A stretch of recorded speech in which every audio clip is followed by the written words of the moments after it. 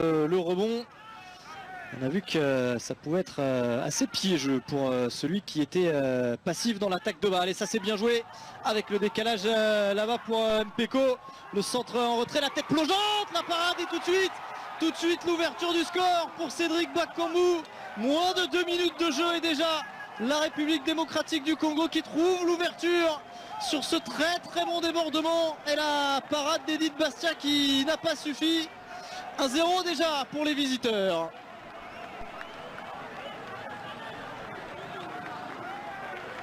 Ouais, ça n'a pas traîné pour Cédric Bakambu, auteur d'une saison brillante sous les couleurs de Villarreal. Et sur ce centre d'Issama, la tête plongeante de Moubélé, la parade d'Edith Bastia, et il n'y avait pas de position de hors-jeu pour Bakambu, parce que sur le centre là-bas d'Issama Mpeko, il y avait un défenseur, Joyce Lomalissa, qui va trouver du soutien dans l'axe. Et là il va y avoir un coup de sifflet pour une faute malgache du latéral droit, Tantelli Randrianaina, qui est venu fermer la porte là en compagnie de son capitaine Johan Paul, et voilà qui offre un coup franc extrêmement bien placé.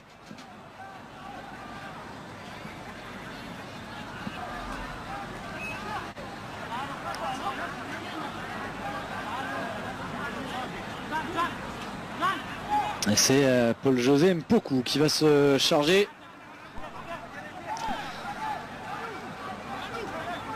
de ce coup de pied arrêté.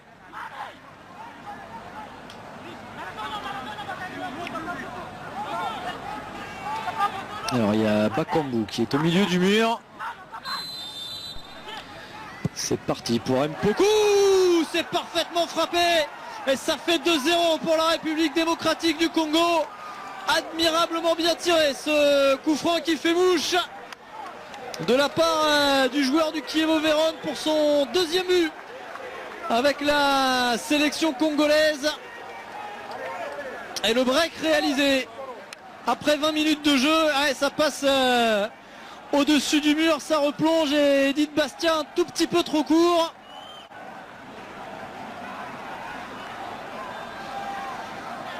Ouais, mais alors qu'ils n'avaient pas franchement été dangereux, hein. Bueno.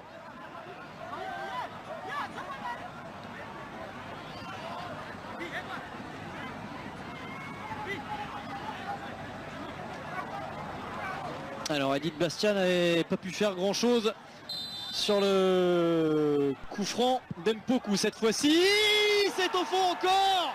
Cette fois-ci c'est au fond encore, il était parti vite. Mais sur ce coup franc de Yannick Bolassi, il ne peut rien non plus, et 3-0 pour la République démocratique du Congo. Il l'avait pourtant anticipé, il était parti très vite.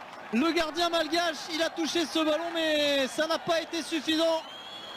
Et ça fait 3-0.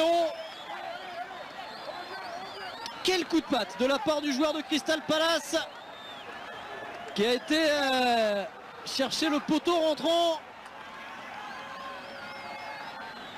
Il est pas loin de l'avoir ce ballon, Edith Bastia, mais il est trop bien frappé. Ce coup de pied arrêté, assez cruel pour les Barréas. Mais l'efficacité, le réalisme des Congolais qui fait la différence dans cette première période, pour le plus grand plaisir des supporters qui ont fait le déplacement. Musclé mais sans faute, a dit monsieur l'arbitre. Malheureusement derrière, la récupération n'a pas profité. C'est Bolassi qui peut filer là-bas, toutes enjambées. Bolassi avec Lomalissa, s'il voit en retrait, c'est parfait pour le 4-0. C'est absolument parfait, le doublé pour Paul-José Mpoku. Il avait bien vu Lomalissa que la sélection était en retrait, et le doublé pour le joueur du Chievo Vérone sur la première véritable occasion de cette seconde période. Il y avait eu le duel quand même perdu par Bakambu face au gardien, et Lomalissa, il a levé la tête, et Andrian Omen Janari qui n'intervient pas. qui est passif sur ce coup-là. Et Mpoku qui ajuste parfaitement.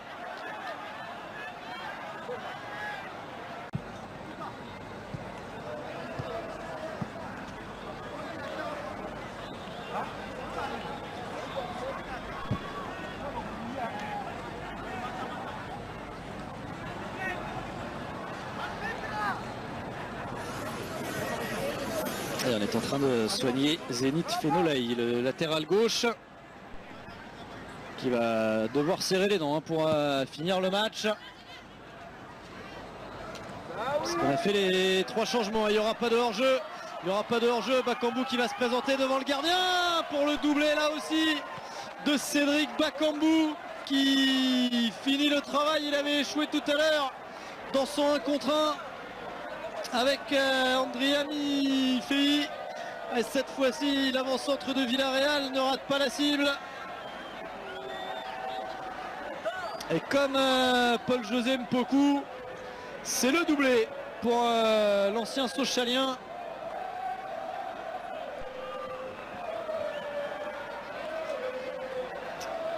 Ouais, s'est présenté tout seul, il avait résisté à Andrea Nomen Janari dans un premier temps. Et il a parfaitement ajusté le gardien de la SA Déma derrière pour marquer le 5e but des Léopards.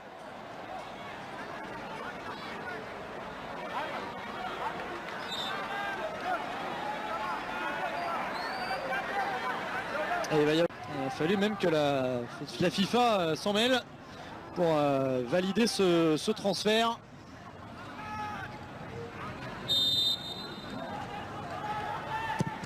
Michael Rabesson pour un coup de pied arrêté, ballon qui traîne dans la surface et la réduction de l'écart pour le revenant en sélection Fabrice Rakotondraenibé qui sauve l'honneur des Barréas sur ce coup de pied arrêté. Il s'est retrouvé absolument seul et le buteur de l'US Sainte-Marienne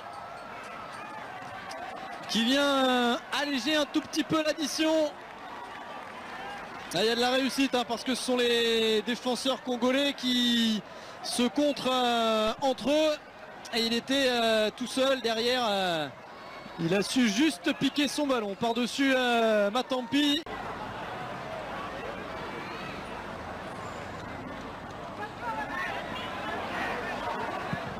Attention à ce centre, il y aura une tête congolaise. Oui, ce sera bien une tête congolaise qui a touché ce ballon. Ce sera un du temps additionnel. Et on va retrouver Rinjala Rairinaïvo pour le frapper. C'est joué court avec un angle un petit peu plus ouvert du coup pour lui. Pour centrer, ballon contré. Et derrière c'est Jordan Botaka qui va essayer de lancer le contre face à Michael Rabesson. Et il n'a pas été bien loin, le joueur de Leeds.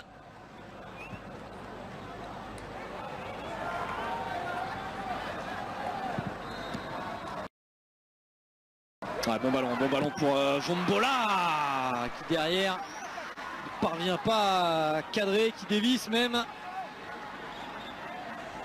Et il y a bien 2 minutes de temps supplémentaire. Ça c'était un très très bon ballon de la part de François Andrea Nomen Janari vers son numéro 9 qui n'avait pas réussi à se débarrasser de Chancel Mbemba sur le contrôle.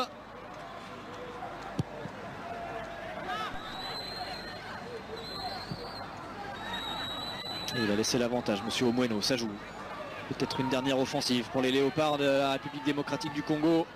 Avec un long centre, ça va arriver jusqu'à Botaka, le contrôle de Jordan Botaka qui va frapper, qui va marquer, qui va frapper pied gauche au premier poteau et tromper la vigilance d'Andrea Mifei pour le 6e but de la République démocratique du Congo dans le temps additionnel. 3e but en sélection pour Jordan Botaka sur ce long centre là-bas au second poteau. Il s'est débarrassé de son vis-à-vis et la frappe soudaine au premier poteau. Ah, il s'y attendait pas. Chrétien Andrea Mifei. Et elle est absolument parfaite entre la main du gardien et le premier poteau pour Jordan Botaka qui conclut le